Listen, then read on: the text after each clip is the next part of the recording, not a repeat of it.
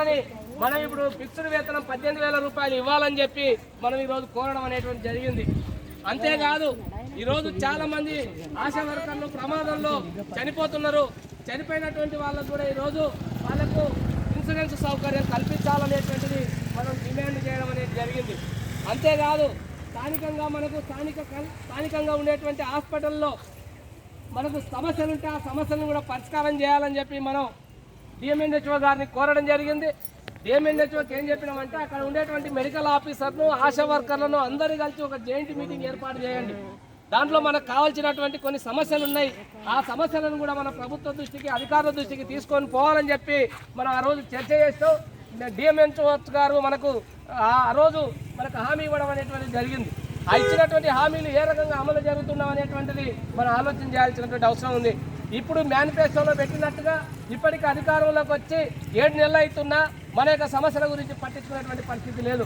నిన్న మన సునీత మాట్లాడుతూ చెప్తుంది, కాంగ్రెస్ నాయకులు మాట్లాడితే ఏమంటున్నారంటే మొత్తం ఖజానా మొత్తం ఖాళీ అయిపోయింది, కుండ ఖాళీ అయిపోయింది, కుండను నింపాలనేటువంటి పద్ధతిలో చెప్తున్నారు.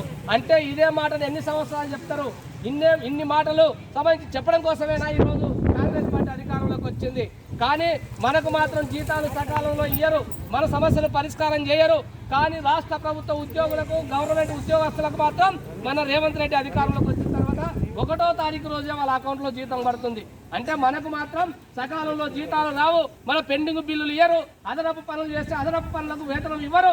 అవన్నీ కూడా ఇవ్వాలని చెప్పి మనం చెప్తే మీరు చేసినటువంటి వ్యక్తి చాకిరీ చేయించుకుంటున్నాడు కేసీఆర్, మమ్మల్ని గెలిపించండి, మేము అధికారంలోకి వస్తే మీ సమస్యలన్నీ కూడా పరిష్కారం చేస్తామని చెప్పినటువంటి ఈ రేవంత్ రెడ్డి ప్రభుత్వం ఇప్పుడు 7 నెలలు అయింది మనకు అధికారంలోకి వచ్చి.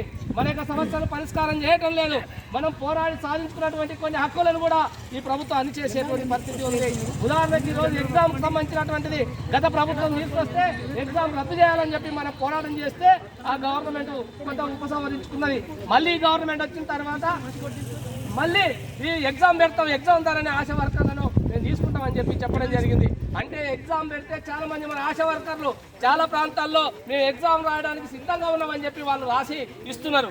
అంటే మనం ఏమడుగుతున్నాం, ఆ రోజు చదువు లేనటువంటి వాళ్ళు గ్రామీణ ప్రాంతాల్లో 250, 300 రూపాయలకు వాలంటీర్గా మీరు పనిచేసేటువంటి వాళ్ళు కాబట్టి మీకు పారితోషికం అనేది ఉండదు, స్వచ్ఛందంగా పనిచేయాలని చెప్పి ఆ రోజు చెప్తే మీరందరూ కూడా ఆ రకంగానే మీరందరూ కూడా జాయిన్ అయ్యారు. మనం ఆ తర్వాత మన యూనియన్ పెట్టినాక వీళ్ళు స్వచ్ఛందంగా చేసేటువంటి వాళ్ళు కాదు, వీళ్ళకు వేతనం కావాలని చెప్పి మనం పోరాటం చేస్తే 106 రోజులు సమ్మె చేసిన సందర్భంగా మనం కొన్ని సమస్యలు సాధించుకోవడం జరిగింది.